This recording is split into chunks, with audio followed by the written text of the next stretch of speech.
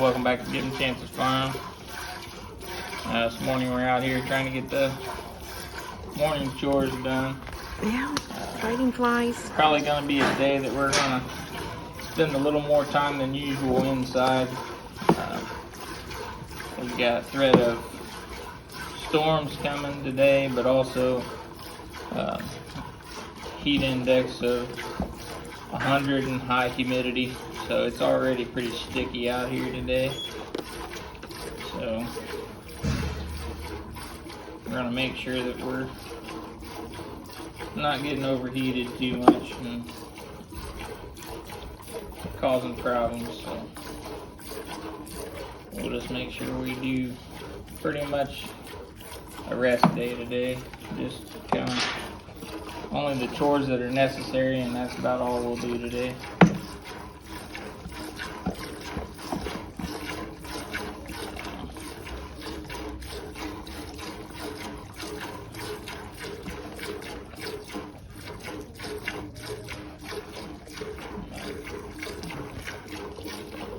Definitely changing up the milking over the last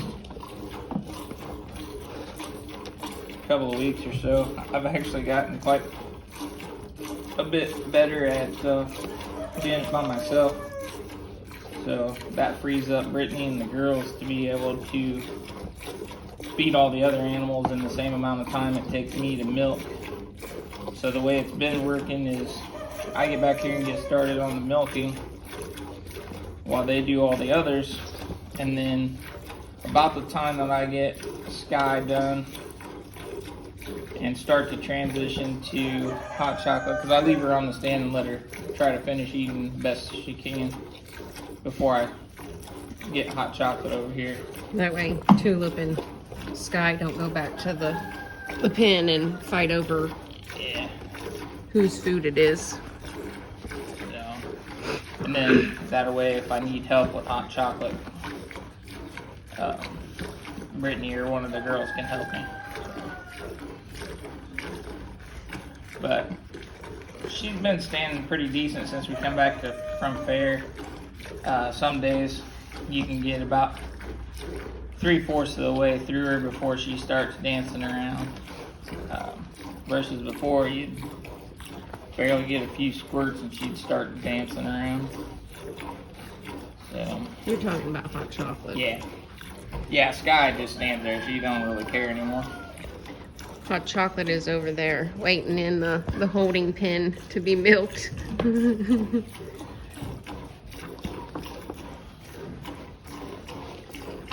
Now if we had like a double stand, which that is a possibility in the future to look into, because come next year we should have all three of them bred by our buck, and that will be 3 of them that we will eventually have to be milking at a time.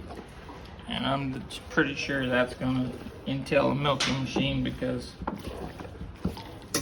I choose my limit on my hands because they start hurting. Now, if you notice, Tony's holding his one hand on his leg, and he said he seems to, that seems to help, far as right in there, the muscle-wise. Seems like this hand here, being out here kind of hovering, it kind of, I mean, it's just muscle fatigue. So you're kind of trying to build your endurance up, but, a lot of times, when you're exercising and stuff like that, you try not to work the same muscle groups every day, but we still got to milk twice a day. I get a break when I go to work, but still, 2 out of 3 days I'm milking twice a day, so I know, it doesn't really give my muscles as much of a chance to recover as they need to.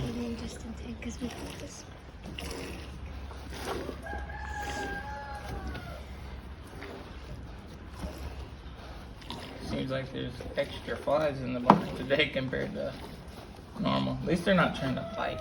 Yeah, until you said something. Oops.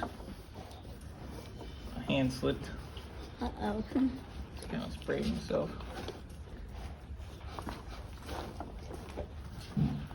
Alright. So she is done. The only thing we got left to do to her is spray her tail. Spray. Here's the white back.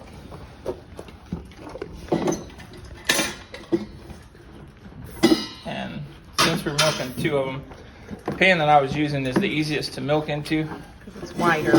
So we have this other milking bucket. We got a few of these, but I can transfer her milk into.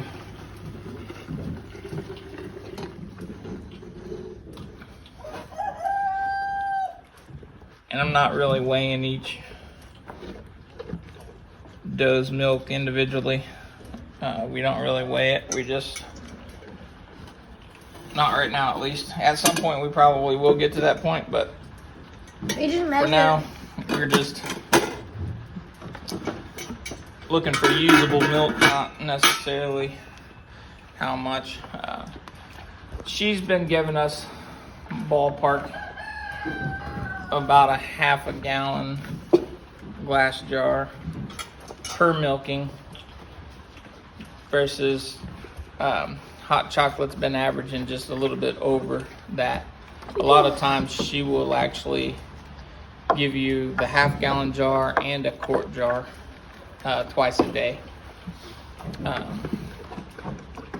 So that's At one time, for a little while, she was giving us just a little bit past the half gallon jar. So, I mean, all in all, we're getting what, about, A little over 2 gallons yeah, yeah, a little bit over. of milk out of these 2 does.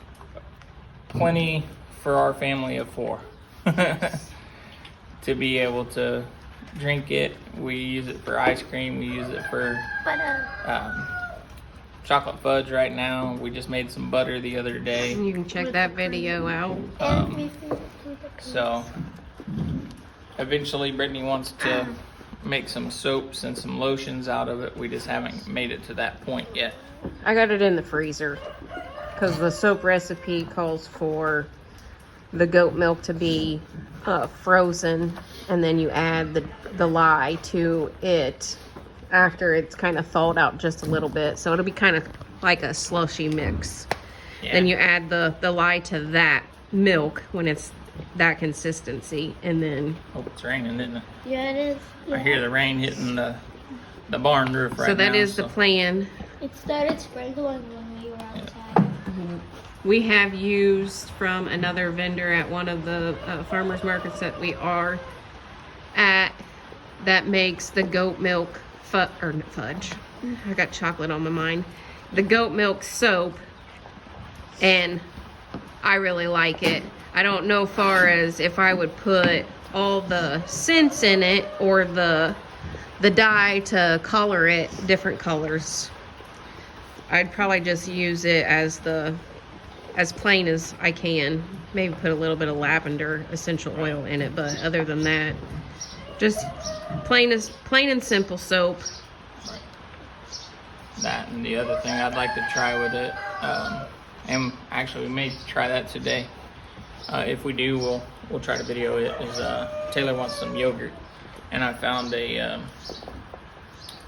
recipe for raw milk yogurt. So I may end up trying that. That'll give us something we could do inside today. It'd still be productive.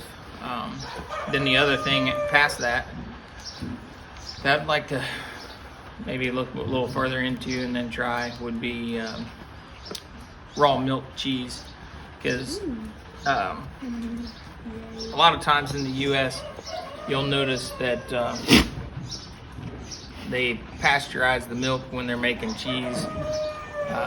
We did find one farm that has Holsteins up in the northern part of Indiana, and they do raw milk cheese, and we trialed some of it. I think there's about 6 different types of cheese that we tried from them, and every one of them was really Awesome. good. Yeah. Why you have food over And they don't even put the powder. color in theirs either. So that was kind of neat. It was the first time I'd ever had Colby cheese that was white, but man, it was good. So, because we did their Mozzarella. the cheddar, And the Colby. There was another one they called their pizza cheese. It was similar to mozzarella, but it was a little bit different.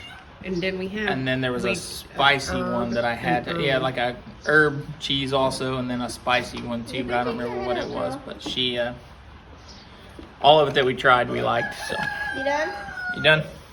Go. All right, you go with Michaela. Taylor, go help Sissy open the door. Ready, girl? Big enough. You just need to dump it. All right. Stand, baby girl. Come on. Yep. Put your head in there. Nope, put your head in. Good girl. And as you can tell, I talk to her when she comes over here. I try to treat the goats the same as I do the cows when we're halter training them. Honestly, we do the same with the dogs in the house. Basically, just treat them like humans, I guess you would say. But we basically just tell them what we want them to do. And as long as you keep saying it over and over again, eventually they catch on, or at least pretend like they do, because they do what I'm asking them to do. No, I don't want any goat kisses. Now she's a little bit different on milking than Sky is. Yeah. There's a few things that's a little bit tricky with her. And the other thing that we've noticed is kind of a little bit different from goat to goat too. Like on Sky, this side over here kind of seems to be the teat that never ends. It seems like that one squirts longer than this one does, if that makes sense to you. And then on her, it's this side. So But that one has a extra little squirt. yeah, so we'll see. And it's more curved. Yeah, this one's a little curved, and it has like, there's a small hole on the back side, and it's been that way since we've owned her. So with my right hand on that one, your hand gets a little bit of milk on it the whole time. So that'd be another thing that the milking machine would help, because it would capture that also, versus Yeah, so then we currently it has to run down my hand to get to the bucket.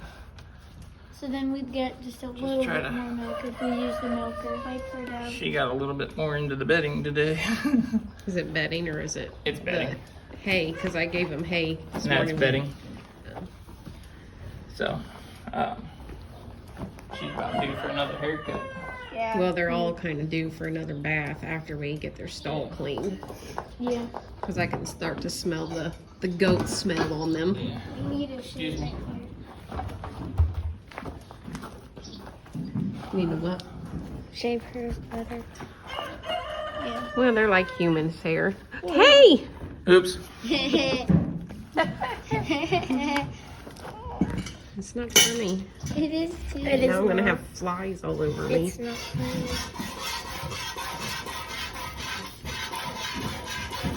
You going to help Daddy milk? The leg milk. It's on that side. Why not? Like I said, she stands reasonably decent now. It was not fun at the fair the first day, because the only thing that we had with us at the fair the first day was the trimming stand that's over there that just holds their head, doesn't allow them to eat while they're standing there. So we opted to milk her that night milking by just standing in the stall and sticking the bucket underneath her and doing one side at a time. The flies away her back legs. And that was not fun. For one, trying to get into a position with her standing on the ground. And Tulip in the same pen. Yeah, with that bucket with the that That one. transferred to underneath her. Still trying to get your hand on top of that. between the bucket and the ground, and allowing her to stand still long enough with a feed pan on the ground in front of her, so she had to lean forward. And then you're in like a 4x4 pen with her, me, and another goat. So Yeah. it was Well, and then I had to come in and Yeah. help, so there was four bodies in there, and Yeah. that was really crowded, so we ended up having to switch her to where we kept all of our supplies. So she'd be by herself, and it still is a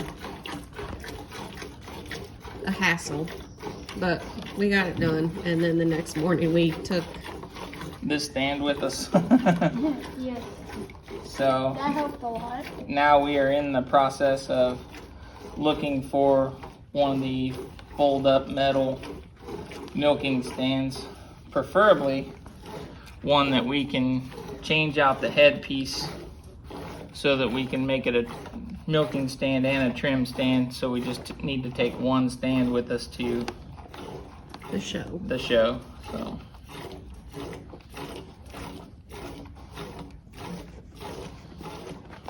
that way it'll be able to be used while we're there. So, and then the other thing that we really haven't figured out yet is when we are milking at the shows, is kind of to be able to have the ability to save that milk while we're there. So unfortunately, those 2 days at the show, the night milking and then the morning milking,